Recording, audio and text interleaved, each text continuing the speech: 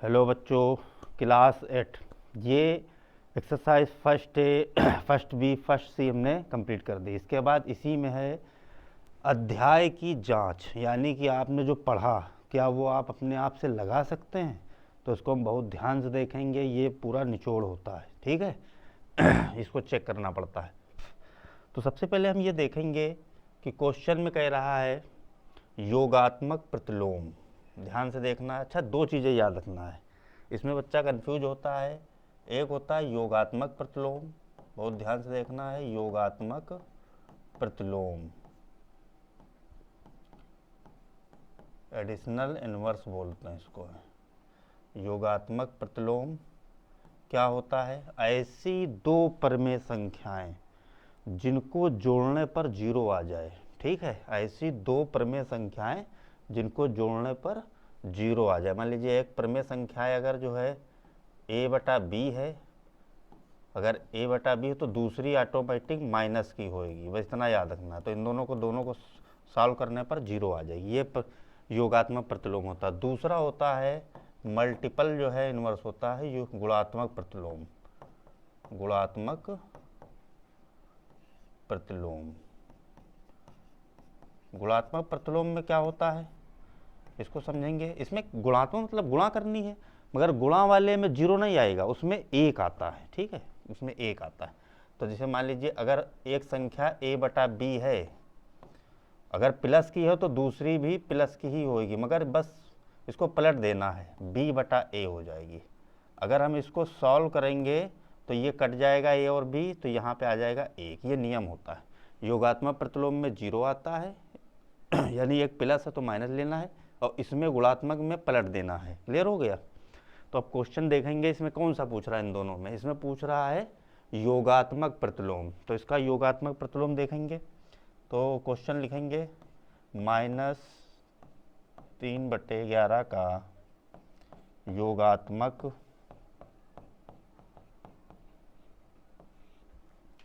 प्रतिलोम।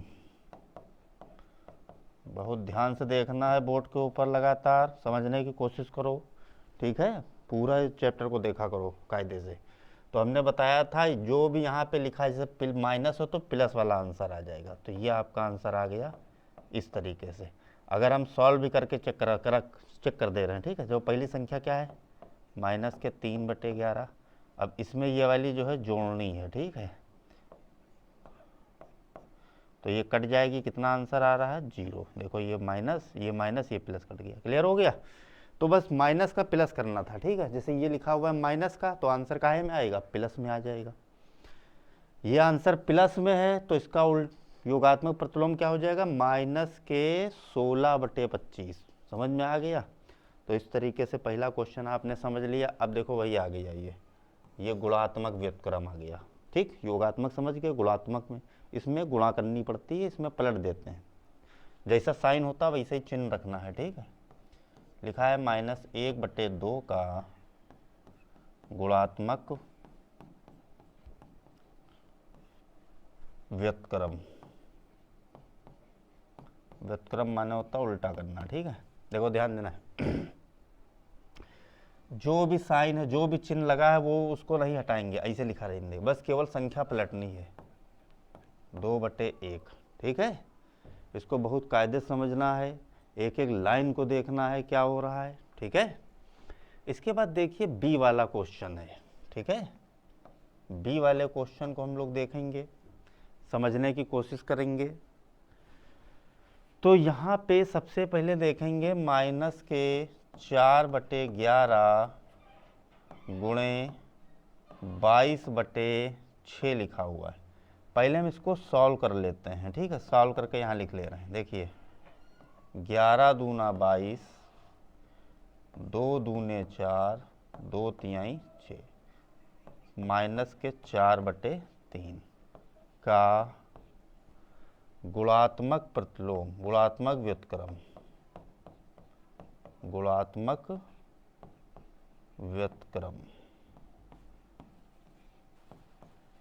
तो यहाँ पे गुणात्मक व्युत्क्रम निकालेंगे, बस ये माइनस जो लिखा माइनस ही रहेगा, इसको पलट देते हैं, 3/4। इस तरीके से हम लोग सवाल को आसानी से लगा सकते हैं। पहले इसको सॉल्व करेंगे, उसके बाद इसका निकाला जाता है, इसको पलट देते हैं, क्योंकि देखो इसकी और इसकी गुणा करो, माइनस माइनस कट जाएगा, और 3 से 3 कटेगा, 4 से 4, एक आंसर आ जाएगा, प्लस का एक आंसर आना चाहिए। तो इस तरीके से हम लोग ने सवाल लगा दिया। इसके बाद तीसरा क्वेश्चन देखेंगे, तीसरे का ए वाला। अच्छा, इसमें लिखा कह रहा है सत्यापित करना है ये एक्स, ये नहीं लिखा हुआ है, ठीक, इसको हटा देते हैं, इसकी मिसप्रिंट है, देखो ध्यान देना है। तो यहाँ पे सबसे पहले माइनस ब्रैकेट के अंदर है माइनस का एक्स, इस तरीके से हम लोग सवाल को लगाएंगे। यहाँ पे देखिए ये माइनस का लिखा हुआ है, और उसके बाद यहाँ पे माइनस का 2/3 लिखेंगे। तो माइनस और माइनस यहाँ पे हो जाएगा, देखिए माइनस माइनस क्या हो जाएगा, प्लस, और ये हो जाएगा 2/3। अब ये बड़ा ब्रैकेट भी इसको हटा देंगे, तो आंसर आ जाएगा 2/3। तो कुल मिलाकर देखिए इसमें वैल्यू रखने पर फिर घूम के वही एक्स आ गई, ठीक है, जो वैल्यू दी थी वही देखो घूम के आ गई। क्लियर हो गया। सेम इसी टाइप से ये वाला भी देख लेंगे, ये ए वाला है, ये बी वाला क्वेश्चन है, लिखा हुआ है ब्रैकेट माइनस माइनस एक्स, ध्यान देना है, खोल लो जाएगा, ये सब हटा लो। देखो क्वेश्चन को बहुत ध्यान से देखना है।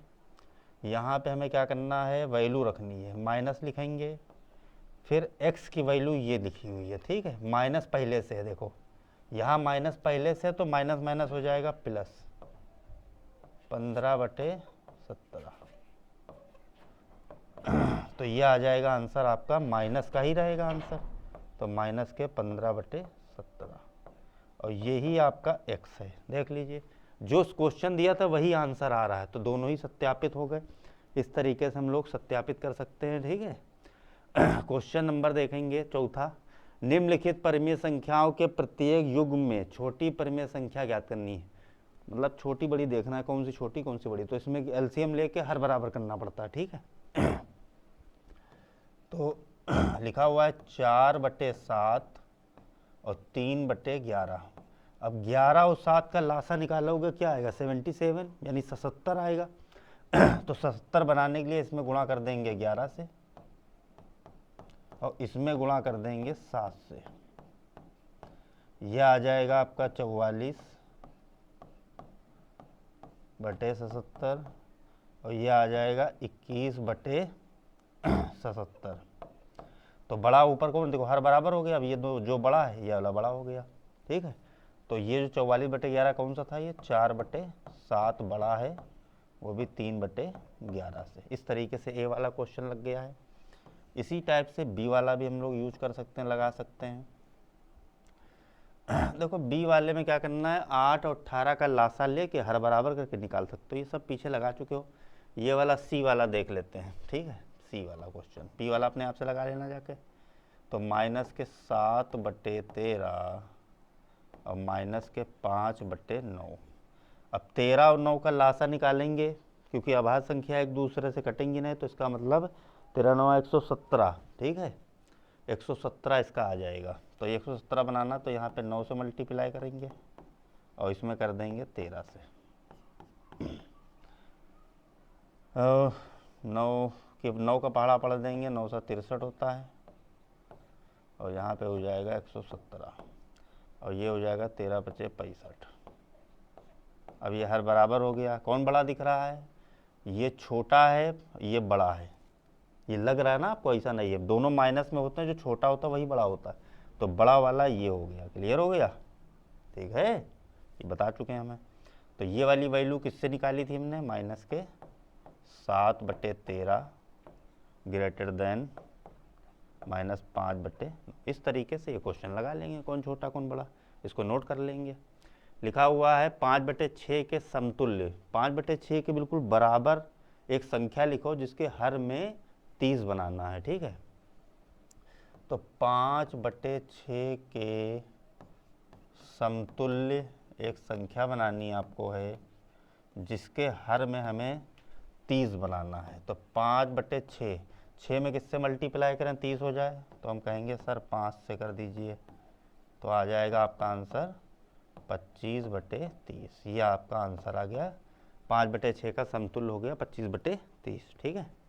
क्वेश्चन नंबर 6 देखेंगे। यदि किसी समलंब की समांतर भुजाओं की लंबाई क्रमशः 8 एंड 1/2 सेंटीमीटर और 6 सेंटीमीटर तथा ऊंचाई 5 सेंटीमीटर इसकी दी हुई है, तो इसका क्षेत्रफल ज्ञात करना है। ठीक है। तो हम लोग क्या करेंगे, एक समलंब चतुर्भुज बना लेते हैं। ठीक है। तो समलंब चतुर्भुज बनाना बहुत आसान होता है, इसको समझेंगे। यहाँ से देख लीजिए, एक समलंब चतुर्भुज बना देते हैं। ठीक है। ये आपका हो गया समलंब चतुर्भुज। ठीक है। इसको जो है इसको मोड़ लेते हैं। ठीक है। ताकि जो है इस तरीके से बना लेंगे हम लोग। ठीक है। आगे देखिए, कह रहा है समांतर भुजाएं, ये समांतर होती हैं दोनों। ठीक है। ये वाली समांतर होती हैं। तो ये आपकी है, ये हो गई 8 सही 1/2 सेंटीमीटर, और ये है नीचे वाली 6 सेंटीमीटर। और यहाँ से एक हमने लाइन डाल दी परपेंडिकुलर, इस तरीके से एक लाइन ऐसे पड़ती है। ठीक है। ये है 5 सेंटीमीटर। ठीक है। इस तरीके से ये ऊंचाई है और ये समांतर रेखाएं हैं। तो इनसे रिलेटेड एक फार्मूला होता है, इसको समझेंगे हम लोग। तो यहाँ पे ध्यान देना है। तो इसको सॉल्व कर रहे हैं हम लोग हैं। सूत्र होता है समलंब का क्षेत्रफल। समलंब का क्षेत्रफल। समलंब का क्षेत्रफल क्या होता है, फार्मूला देखेंगे। 1/2 समांतर भुजाओं का योग, समांतर भुजाओं का योग मतलब जोड़, और ब्रैकेट बंद गुणे में ऊंचाई। ये फार्मूला याद कर लीजिए, समलंब का क्षेत्रफल का फार्मूला है। ठीक है। तो ये आ जाएगा आपका 1/2, और सब ये समांतर भुजाएं दोनों को जोड़ना है। ठीक है। 8 सही 1/2 और प्लस के 6, और हाइट में कितना है 5। हाइट में कितना है 5। इसको सॉल्व करेंगे हम लोग, यहाँ पे लगा दे रहे हैं। ठीक है। तो लिखेंगे 1/2, इसको देखिए लिख सकते हैं 8 दूनी 16, 17/2, 17/2 प्लस 6 और इंटू 5, 1/2। यहाँ से मल्टीप्लाई कर देंगे 6, यहाँ पे तिरछी गुणा कर देंगे, तो ये आ जाएगा 17 प्लस 12, क्रॉस मल्टीप्लाई करिए, 6 दूना 12, 17 1 17, और बटे में 2 रहेगा इंटू 5।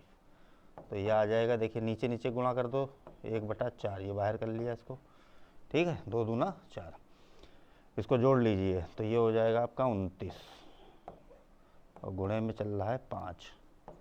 तो ये आ जाएगा, इसकी गुणा कर लेंगे, आ जाएगा 1/4, 9 गुना 45, 5 दूना 10, 4 14, 145/4। 4 से भाग कर लीजिए 145 में, तो 4 तिहाई 12, बचे यहाँ पे कितने, 4 तिहाई 12, 2 बचे, 4 छंग 24, और बचा आपका कितना 1/4 सेंटीमीटर स्क्वायर में आंसर आएगा।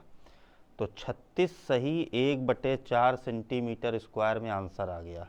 इसकी कैलकुलेशन बहुत सरल है, इसको जोड़ लिया है, उसके बाद आखिरी में क्या किया, ये जो 2 दूना 4 है, 4 से पहले इसको जोड़ो, फिर 5 से गुणा भी करनी है। ठीक है।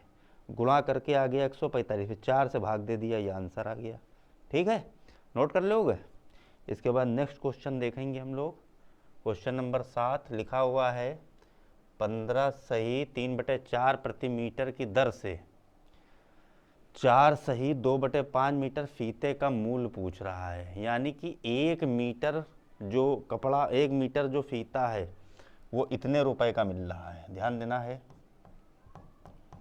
1 मीटर फीते का मूल्य, फीते का मूल्य बराबर वो है 15 सही 3/4 4 रुपये, ठीक है। उसके बाद कितना फीता है, 4 सही 2/5 मीटर फीते का मूल्य पूछ रहा है आपसे, ठीक है। 4 सही 2/5 मीटर फीते का मूल्य पूछ रहा है, तो उसमें मल्टीप्लाई कर देंगे।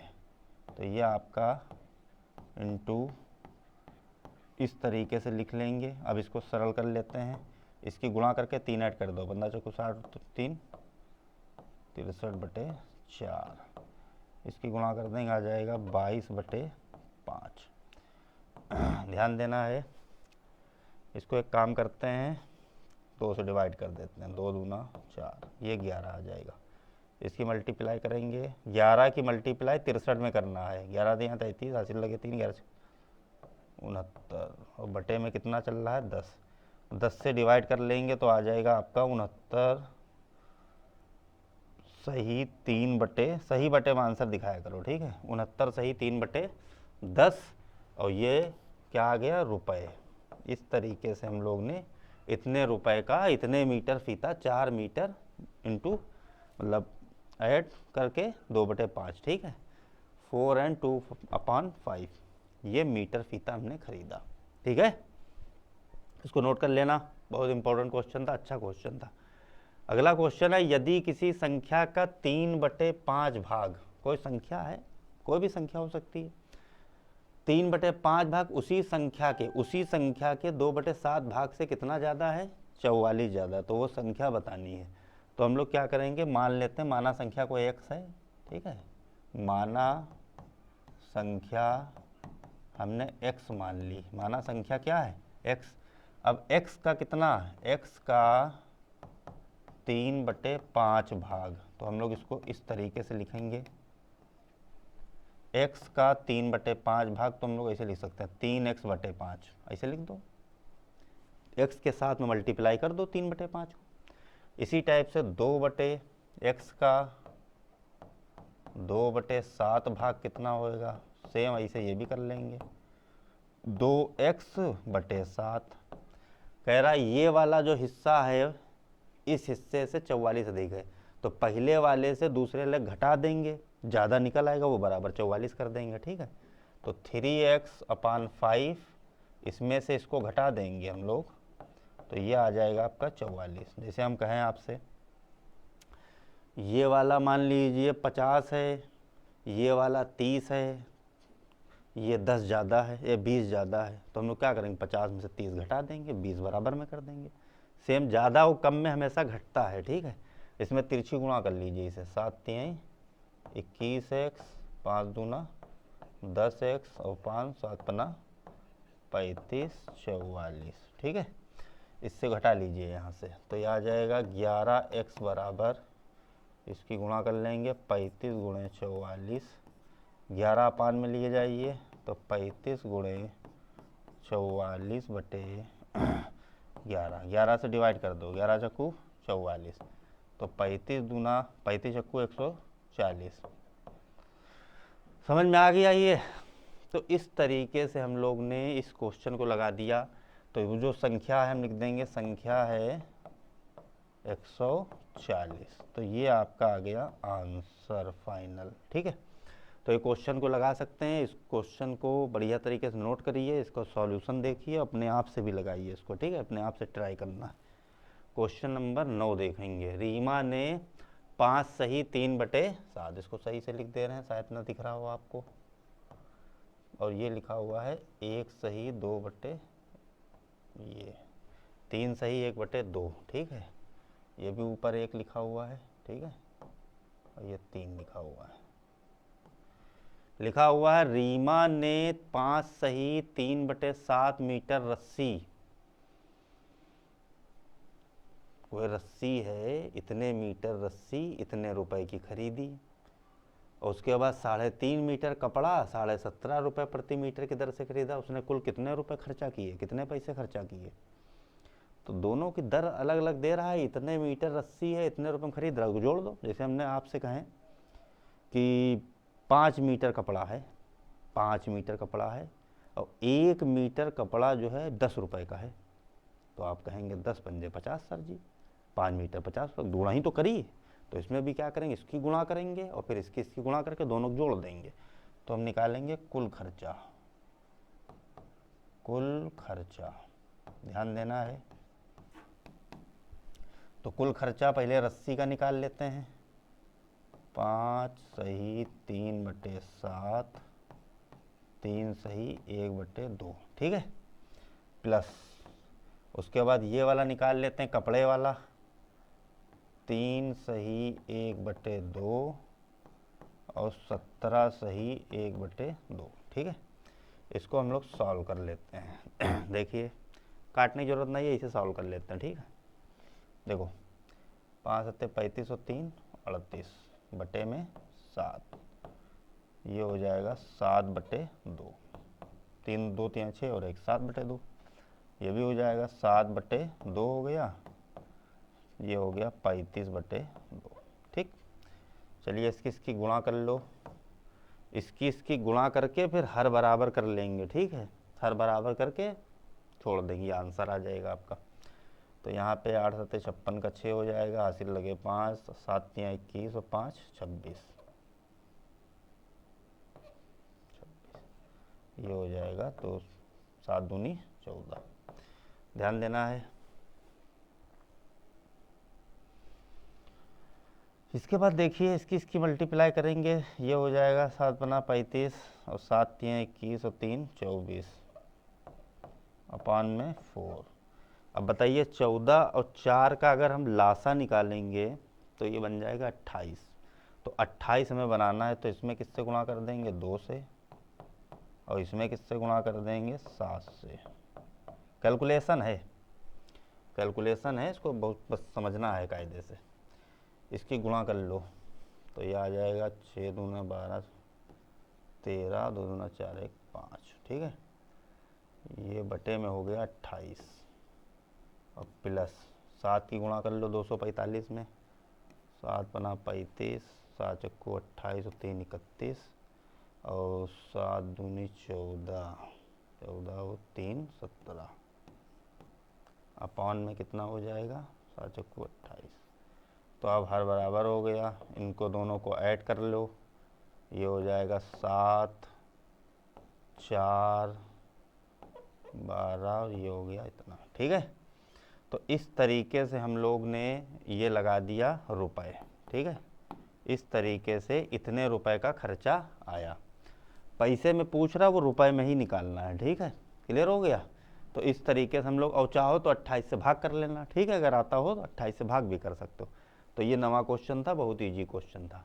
सुधा के पास 100 रुपये थे, मान लो आपके पास 100 रुपये थे, आपने 22.5 रुपये प्रति लीटर, यानी 1 लीटर जो है कि दर जो दूध है जो वो 22.5 रुपये में मिल रहा है, और हम दूध कितना ले रहे हैं, 3.5 लीटर ले रहे हैं। 3.5 लीटर दूध ले लिया 22.5 के रेट से। अब बता रहा है क्वेश्चन में, बताओ 100 रुपये थे, अब कितने आपके पास बचे। आपने 3.5 लीटर दूध ले लिया, अब 100 रुपये में कितने रुपए बचे। तो हम लोग क्या करेंगे, पहले देख लेंगे दूध हमारा बना कितने का। तो दूध की कीमत पहले निकाल लेते हैं, दूध की कुल कीमत, ध्यान देंगे, दूध की कुल कीमत निकाल लो। तो यह आ जाएगा 22 सही 1/2, इतने रुपए लीटर है, और कितने लीटर हम लोग खरीद रहे हैं, 3.5 लीटर, ठीक है। तो इसको सरल कर लेंगे, 22 44, 45/2 और ये हो जाएगा आपका 7/2। इसकी गुणा कर लो, 7 बना 35, 7 7 चक्को 28 और 3 31। देखो गुणा उणा करने में कभी कभी संख्याएं आगे पीछे हो सकती हैं, मगर आपको कैलकुलेशन अपने आप से ही करनी है, ठीक है। हम यहाँ बोर्ड पर बता रहे हैं, हो सकता कुछ एक आध मिसप्रिंट हो जाए, कोई दिक्कत नहीं, ठीक है। अच्छा इसको देखिए हम लोग सॉल्व कर ले रहे हैं, देख लेते हैं। अच्छा ये आपका आ गया, इतने रुपए आ गए, ठीक है। अच्छा ये इतने रुपए आपने जो है दूध वाले को दे दिए, और टोटल थे कितने, 100 रुपये।